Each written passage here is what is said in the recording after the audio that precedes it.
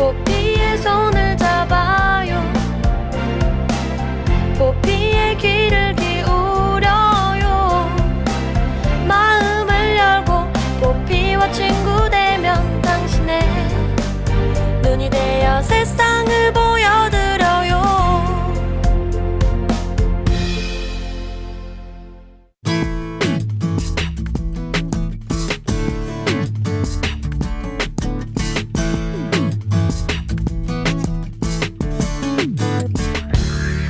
안녕하세요. 내 손을 잡아요. 진행의 권순철입니다.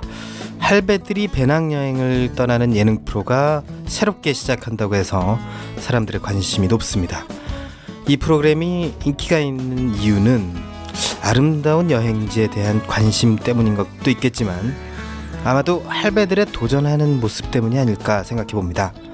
할배들은 길고 힘든 배낭여행을 하면서 평생 처음으로 여행의 즐거움을 경험하게 됩니다. 떠나지 않았다면 절대로 알지 못했을 경험이죠.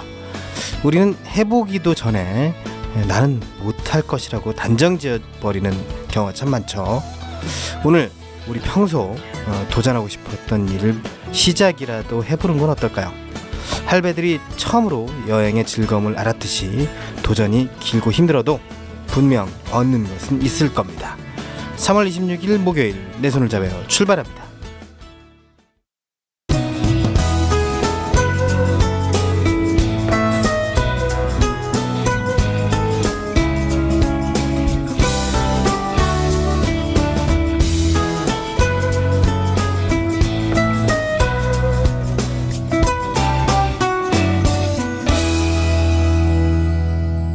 목요일 내 손을 잡아요. 먼저 천상의 소리부터 듣겠습니다. 오늘은 봄바람처럼 마음을 흔들어줄 바이올린 선율의 무대로 여러분을 안내합니다. 바이올리니스트 김지선 씨의 리사이틀 공연 2부입니다. 황호성 리포터와 함께 천상의 소리 만나볼까요?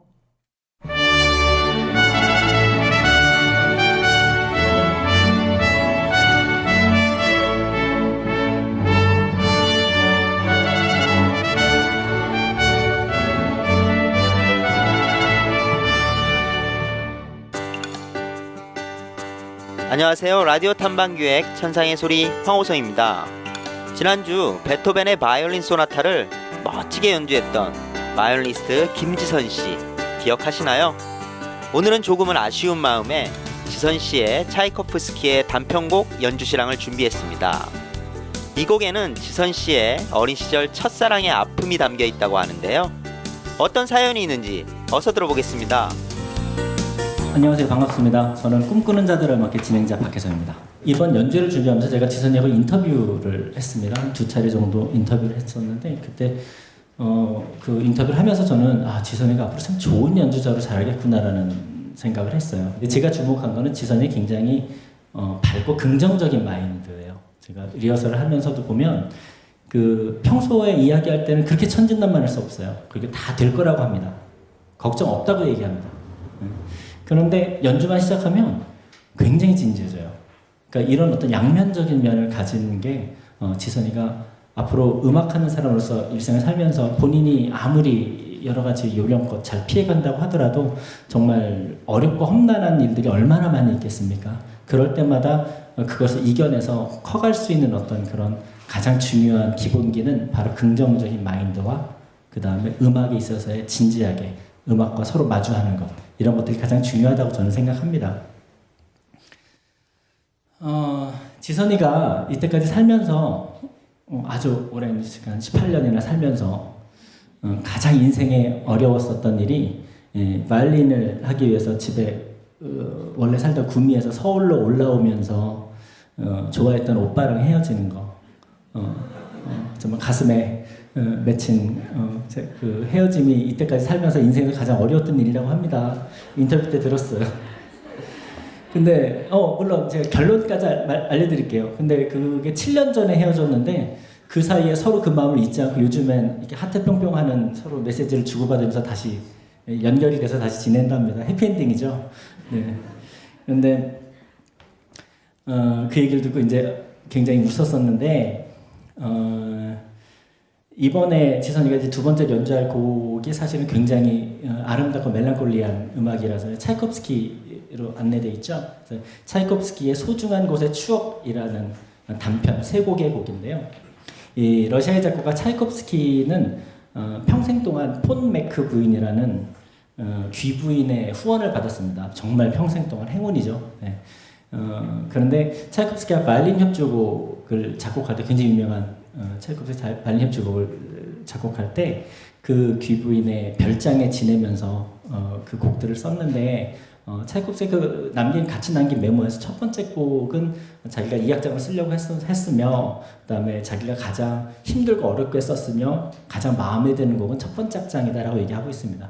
그다음에 두 번째 악장은 굉장히 밝고 쾌활한 곡이고 세 번째 곡은 무언가라고 차이콥스키가 스스로 얘기했어요. 그러니까 노래 가사가 없는 노래다라고 이야기하고는 아주 아름다운 선율입니다. 그래서 뭐 지선이의 사랑 이야기가 거기에 이렇게 될 수 있을지는 잘 모르겠지만 그 감정을 담는지는 잘 모르겠지만 차이콥스키의 소중한 곳에서의 추억이란 제목을 가진 세 곡의 단편 청해서 듣도록 하겠습니다.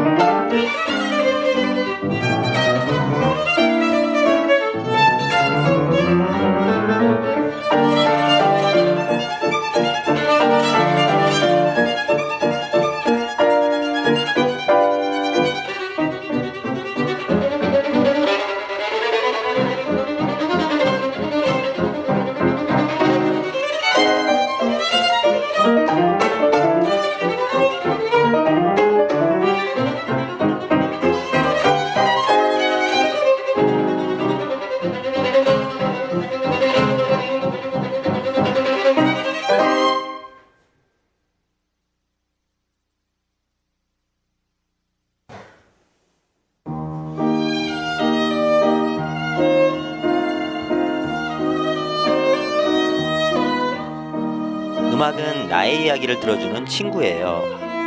이것이 바로 바이올리니스트 김지선 씨가 음악을 좋아하는 이유라고 합니다. 결국 음악은 자신을 표현하는 도구가 아니라 자신의 분신으로 감정을 투영하는 존재라는 건데요. 음악을 대하는 자세 자체가 진지한 바이올리니스트 지선 씨. 다음 주 이 시간에는 못다전한 지선 씨의 카르멘 환상곡 연주와 함께 그녀의 든든한 후원자분과 만나보겠습니다. 지금까지 천상의 소리 황호성이었습니다. 감사합니다.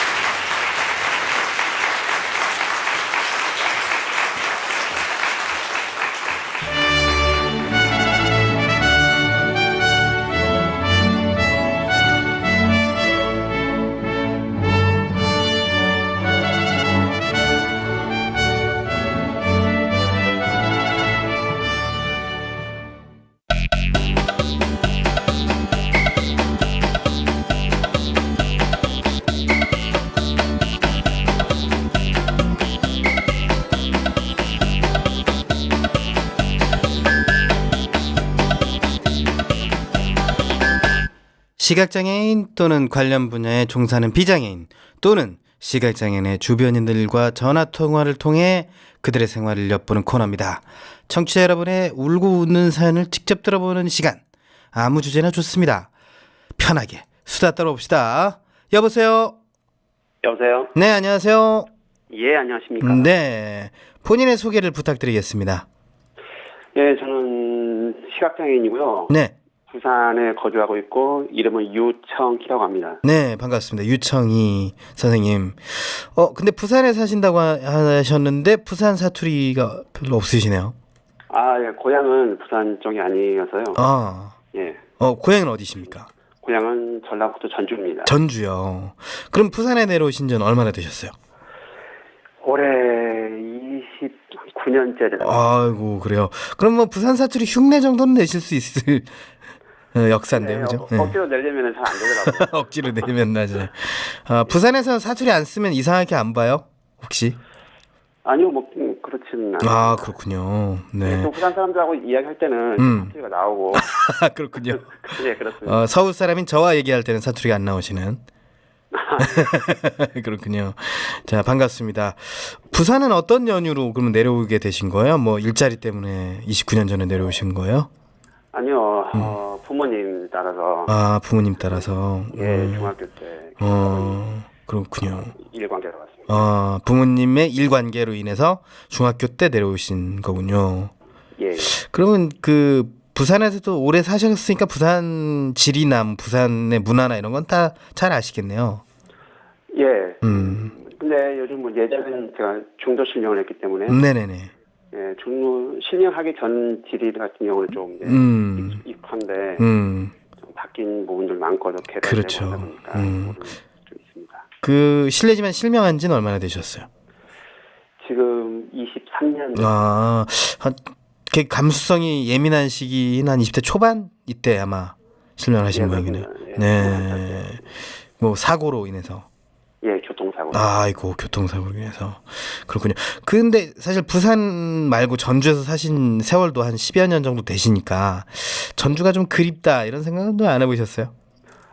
아무래도 고향이니까요. 음. 뭐 고향에 대한 다 그리움들이 다 있으니까. 그러니까요. 전주가 또 음식이 더 맛있잖아요.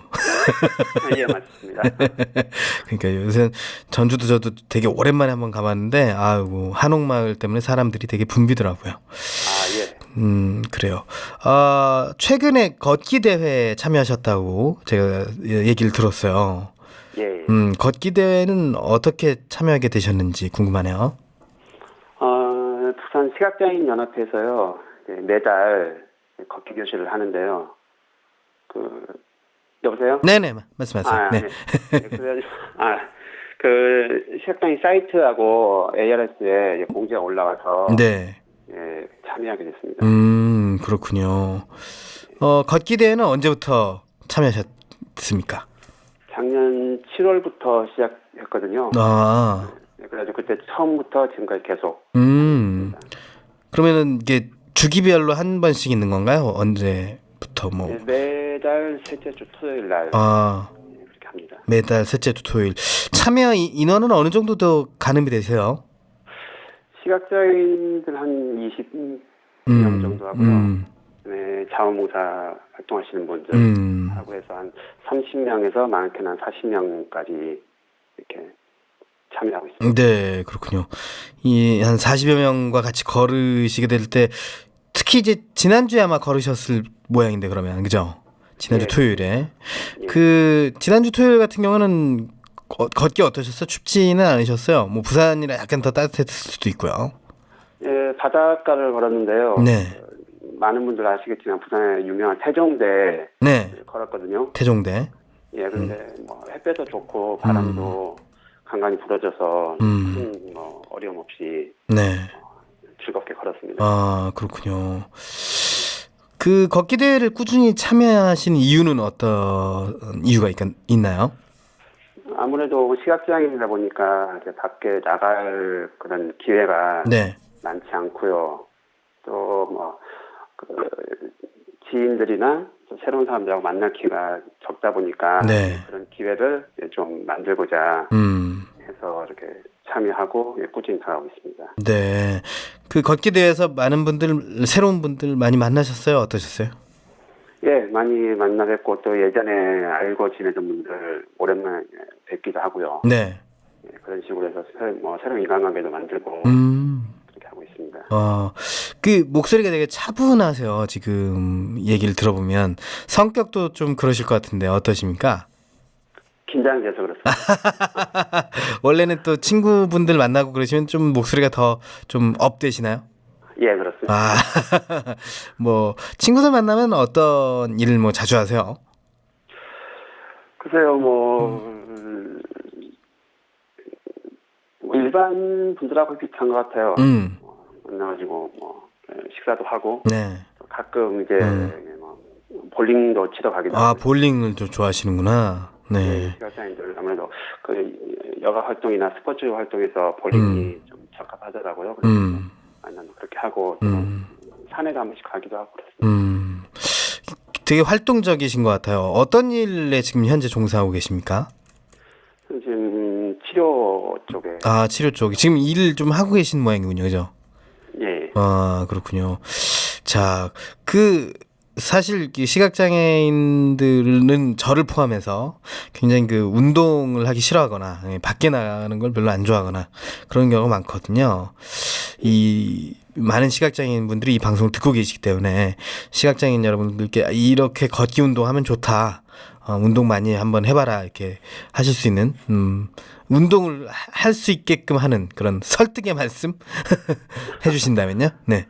예, 요즘 날씨도 많이 풀리고 해서 햇볕도 좋고 바람도 이렇게 시원하게 불어주고 네. 밖에 한 번씩 나갔다 오면은 저도 처음 갈 때는 안 가려고 했었는데 귀찮기도 하고요.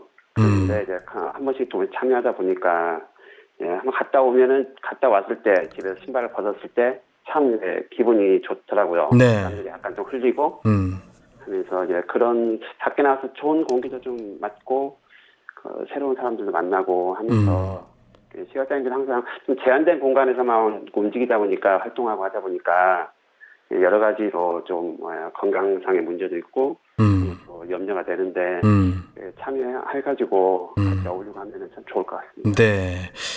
자, 걷기대 아까 태종대 걸으셨다고 그러셨잖아요. 예. 다른 길들도 많이 걸으셨을 것 같은데 부산에 걸을 만한 길 어떤 길들이 있는지 좀 소개 좀 부탁드리겠습니다. 예, 부산에는 산이 많고요. 네. 이제 바다도 있고 해서 바닷가 근처에 해서 동백섬이라든지요. 네. 또 부산에 이제 갈매길이라고 길이 조성되어 있거든요. 네네. 예, 거기도 좋고 또 산을 하면 금정산이나 장산 그런 쪽은 좀 어려움 없이 시각장애인들도 네. 충분히 이제 걸을 수 있고 한 2시간 정도, 2-3시간 정도는 여유 있게 걸을 수 있는 그런 곳들이 많습니다. 네. 앞으로 좀 더 많이 걸으시고 건강도 계속 유지하시길 바라겠습니다. 오늘 말씀 여기까지 듣겠습니다. 고맙습니다. 예, 감사합니다. 네. 수다방은 언제나 청취자 여러분 모두를 위해 열려 있습니다. www.facebook.com/kbrktV로 메시지를 주시거나 진행자인 저 권순철에게 개인 메시지 보내주시면 참여가 가능합니다. 방송에 참여하신 청취자분께는 문화상품권을 선물로 드립니다. 많이 참여하셔서 수다도 떠시고 선물로 받아가시기 바라겠습니다. 여러분은 지금 KTV 인터넷 라디오 내 손을 잡아요 함께하고 계십니다.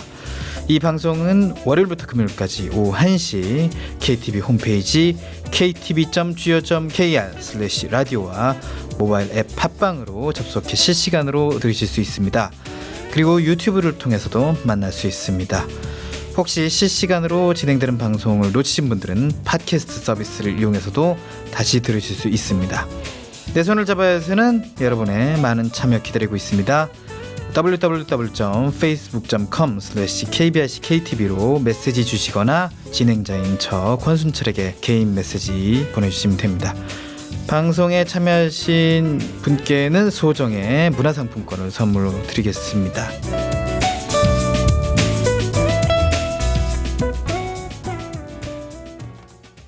다음은 시각장애인들이 보고 싶은 다양한 영상 문화 콘텐츠들을 해설해드리는 영상 해설 시간입니다.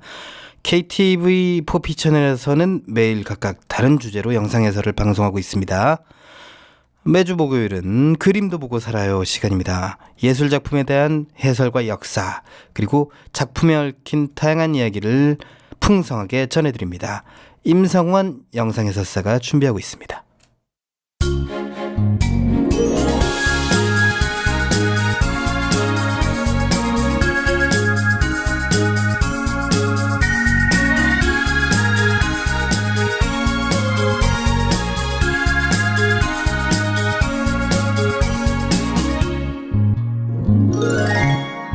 안녕하세요. 매주 목요일마다 만나는 특별한 시간 그림도 보고 살아요. 그림 이야기 해주는 남자 임성원입니다.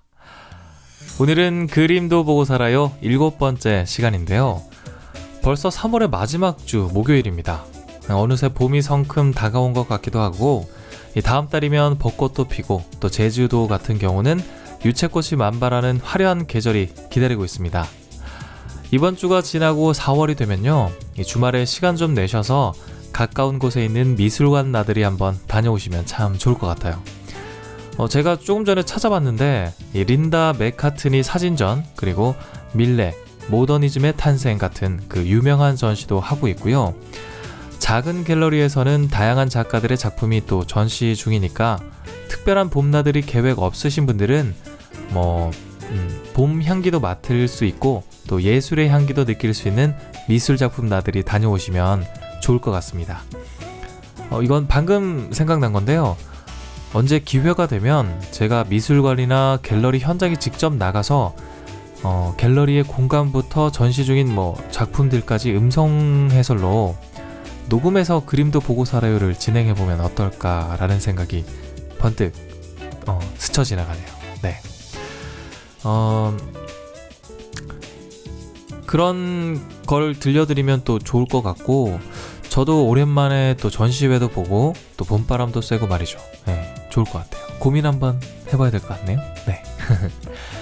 어쨌든 그 봄이 오니까 이렇게 마음도 설레고 무언가 희망도 좀 샘솟아 나는 것 같고, 개인적으로 저는 봄을 좀 좋아하는데요. 사실 요즘은 또 미세먼지다 황사다 해서 저도 그렇지만 봄만 되면 그 비염이나 알러지로 고생하시는 분들 많이 있으시더라고요. 미세먼지 주의보나 대기오염 지수 잘 확인하셔서 외출하실 때 마스크 챙겨서 나가시고 호흡 관리 잘 하셔서 건강한 봄 잘 맞이하셔야 할 것 같습니다. 네. 그러면 그림도 보고 살아요 7번째 시간, 라파엘로의 아테네의 학당 2번째 시간이죠. 지난주에 이어서 네, 건강하고 상쾌한 마음으로 시작하겠습니다. 네, 지난주 라파엘로의 작품 아테네 학당의 일부분을 해설해 드렸는데 기억나는 인물이나 해설이 있었을지 모르겠습니다. 이번 시간에는 아테네 학당 못다한 그림 해설과 등장인물에 관한 이야기 들려드릴게요. 먼저 지난주에 해설해드린 내용 조금 정리해보도록 하겠습니다. 아테네 학당을 그린 그 산치오 라파엘로는요, 이탈리아 전성기 르네상스의 가장 중요한 인물 중 한 명이고요. 화가이기도 하면서 또 건축가이기도 합니다. 레오나르도 다빈치, 또 미켈란젤로와 함께 르네상스의 고전적 예술을 완성한 이탈리아 르네상스의 3대 거장, 또 3대 천재 예술가 중 한 사람입니다. 특히 라파엘로는 그 성격도 좋고 사교성이 좋아서 다빈치와 미켈란젤로에 비해서 많은 사람들과 원만하게 잘 지낸 그런 삶을 살았다고 합니다. 아테네 학당 이 그림은 첫 시간에 말씀드렸다시피 54명이라는 엄청난 수의 등장인물이 그려져 있는데요. 먼저 이렇게 수십 명의 사람들이 등장하는 그림인데도 불구하고 작품이 복잡해 보이거나 구도가 이상해 보이지 않고 모든 인물과 사물들이 균형감 있게 잘 배치되어 있습니다. 그리고 공간을 활용한 3차원의 구조를 비롯한 여러가지 르네상스의 미술의 특징을 잘 표현한 작품이라고 할 수 있겠습니다. 라파엘로에 대해서 조금 더 설명해드리자면 1483년에 태어나서 1520년까지 살았습니다. 안타깝게도 불과 37살, 37년이라는 짧은 삶을 살았는데요. 이 작품의 제작 연도는 1509년, 작품 크기는 가로 700cm, 세로 500cm고요. 장르는 회화, 벽화입니다. 네. 소장처는 이탈리아 로마에 있는 바티칸 미술관 라파엘로의 방 중에서 서명의 방에 있는 벽화입니다. 네. 지난 시간에 계속 했던 이야기 좀 정리해드리고 있는데요. 아테네 학당 중심에 있는 두 인물 중에서 우리가 봤을 때 왼쪽에 서 있는 플라톤, 그리고 플라톤 오른쪽에 서 있는 소크라테스를 비롯한 그룹에 대해서 지난 시간에 제가 해설해 드렸습니다. 지금부터는요, 플라톤의 오른쪽에서 윤리학 책을 허벅지에 받치고 지상을 가리키며 현실 세계에 대해서 이야기하고 있는 아리스토텔레스, 그 옆쪽에 있는 사람들과 또 계단 아래쪽에 있는 그룹에 대해서 해설해 드리도록 하겠습니다.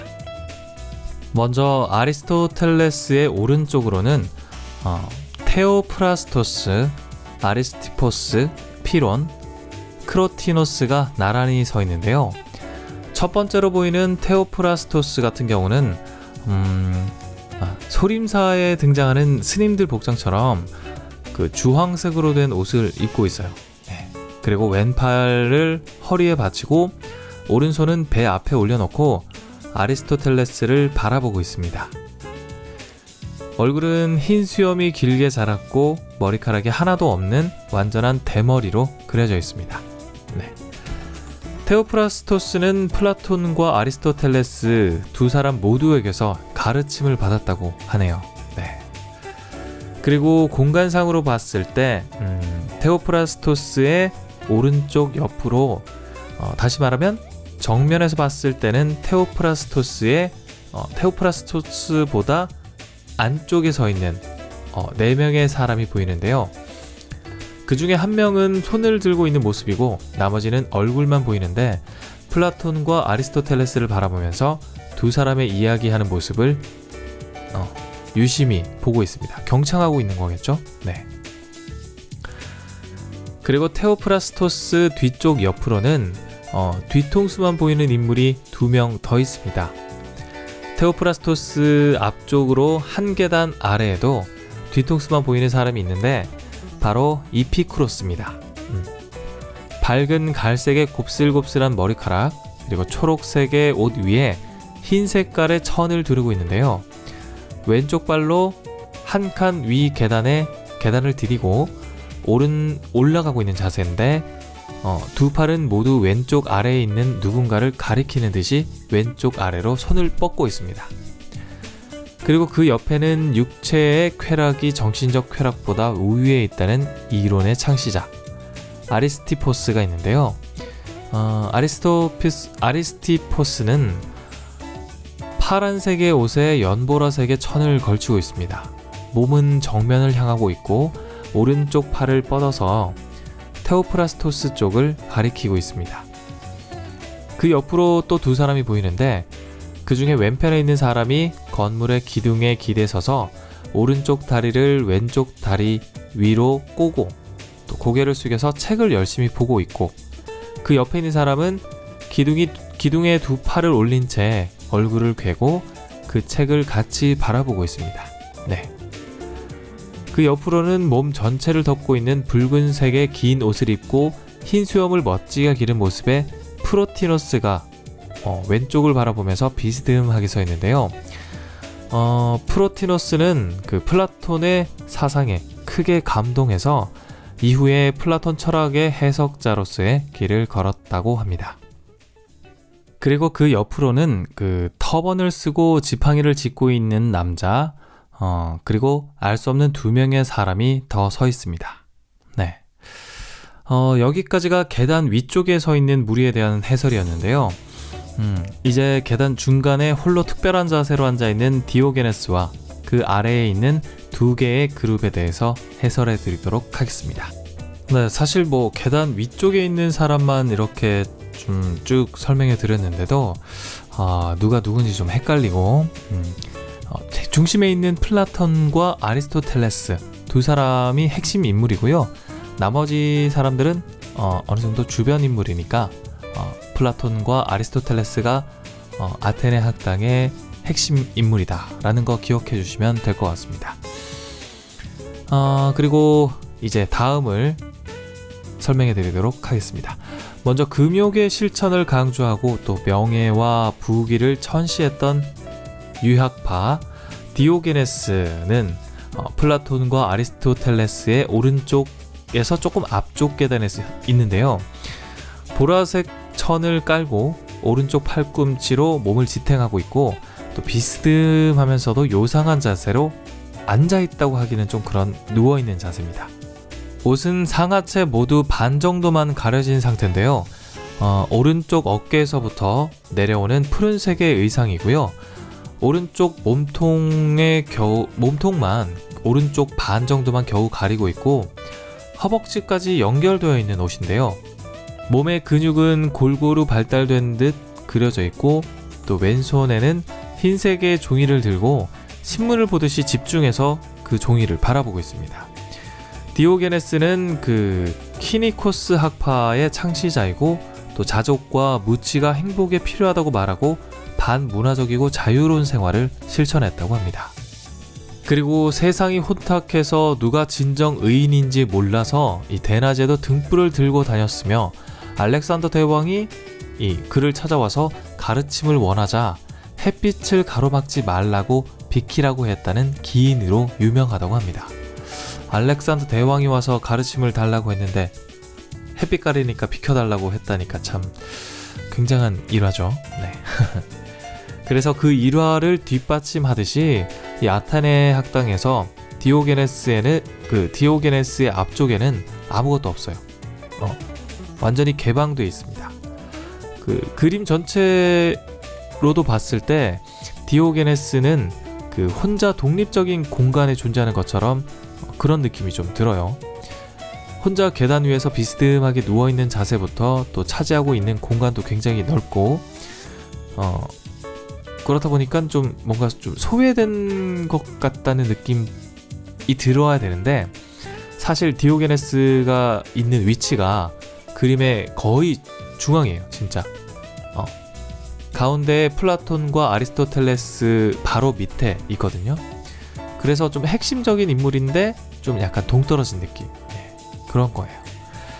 그리고 또 명예와 부귀를 천시했다고 하니까 또 굉장히 좀 특별한 사람이었지 않을까라는 생각이 듭니다. 네, 계속해서 디오게네스와 조금 떨어져 있는 왼쪽 그룹의 첫 번째 사람이 있는데요. 만물은 유전한다고 말한 철학자 헤라클레이토스입니다.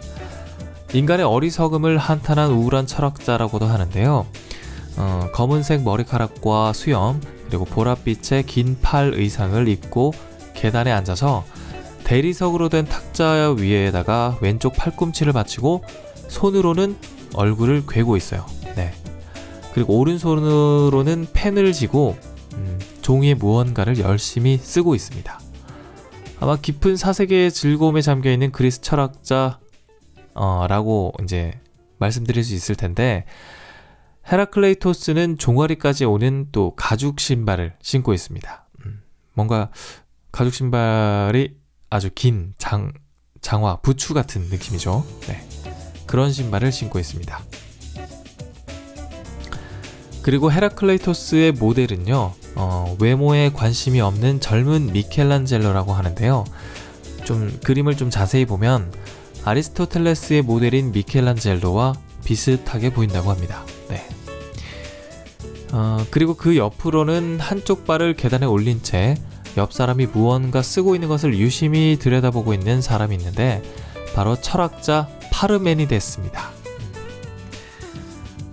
네, 이제 그림의 계단 아래쪽 그리고 아래쪽에서 오른쪽에 있는 그룹에 대해서 해설해 드리도록 하겠습니다. 이 그룹에서 핵심적인 인물은 바로 피타고라스입니다.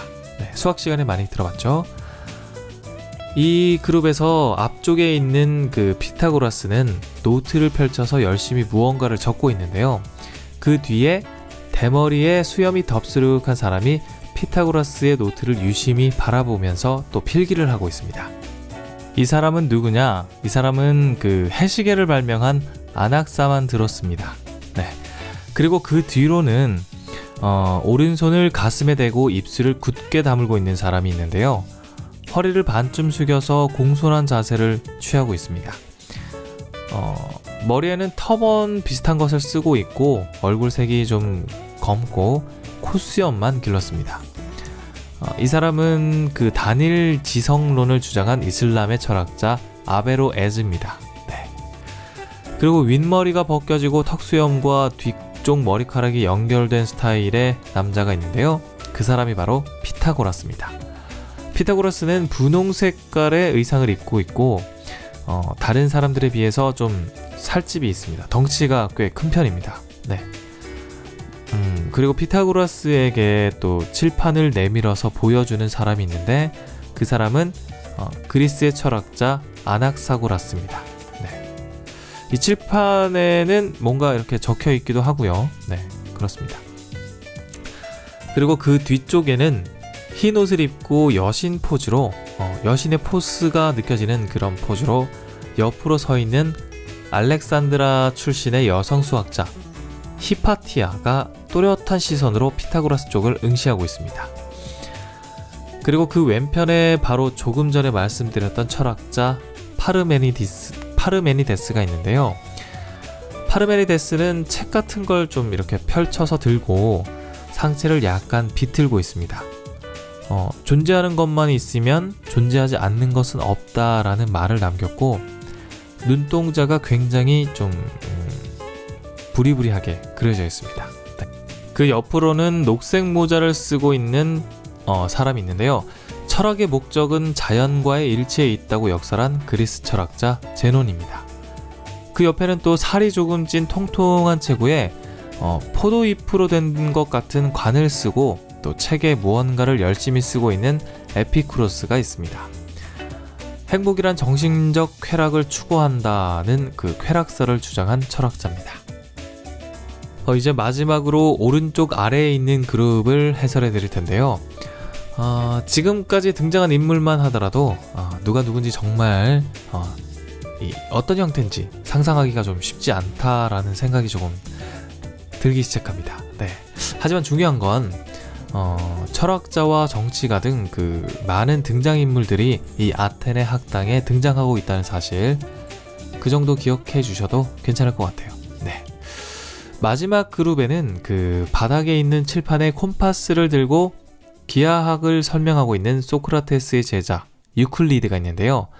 허리를 완전히 숙이고 오른손으로 콤파스를 돌려가며 기하학적인 도형을 그리고 있습니다. 그리고 그 주변에는 엠페도클레스, 에피카르모, 아르키타스 등 그 무릎을 꿇고 앉아있거나 허리를 숙여서 바닥에 있는 칠판을 바라보고 서로 이야기를 나누는 모습인데요. 이 사람들은 모두 피타고라스의 제자들이라고 합니다. 네. 그리고 유클리드 뒤에 등을 보이고 왼손으로 지구본을 들고 서 있는 사람이 있는데요. 지구가 우주의 중심이라고 생각한 천문학자이자 지리학자인 프롤레마이오스입니다. 네. 주황색의 화려한 의상을 입고 있고 머리에는 뾰족한 그 왕관을 쓰고 있습니다. 프롤레마이오스 바로 맞은편에는 별이 반짝이고 있는 천구를 한 손으로 받쳐든 조로아스터가 있습니다.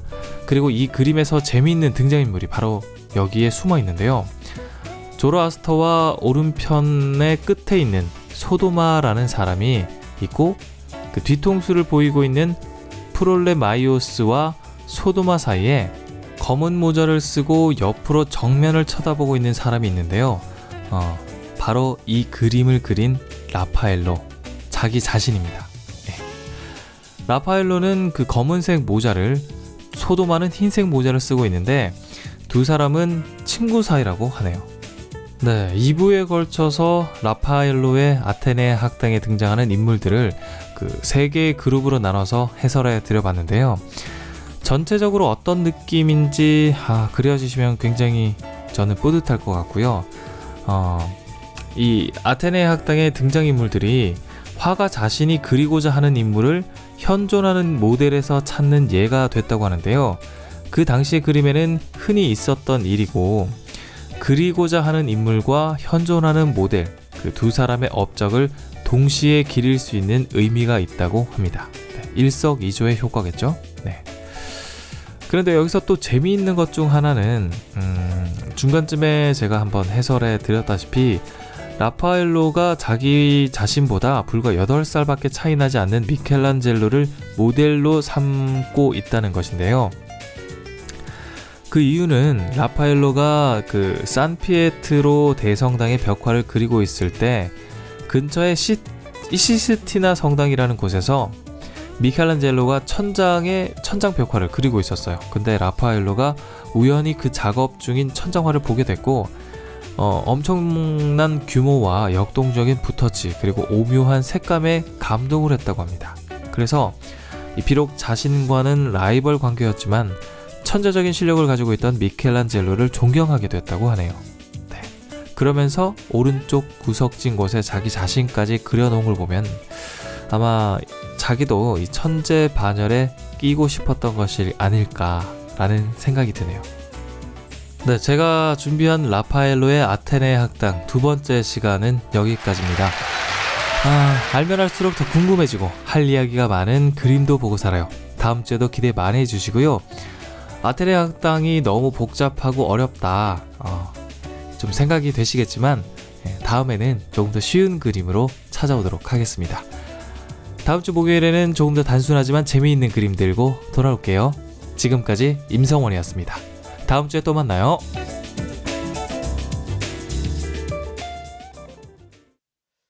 네, 3월 26일 목요일 내 손을 잡아요. 저희가 준비한 소식은 여기까지입니다. 내일은 포피 초대석이 준비되어 있고요. 이창훈 앵커가 진행합니다. 저는 다음 주 월요일 오후 1시에 오겠습니다. 끝까지 청취해주신 여러분 고맙습니다. 권순철이었습니다. 안녕히 계십시오.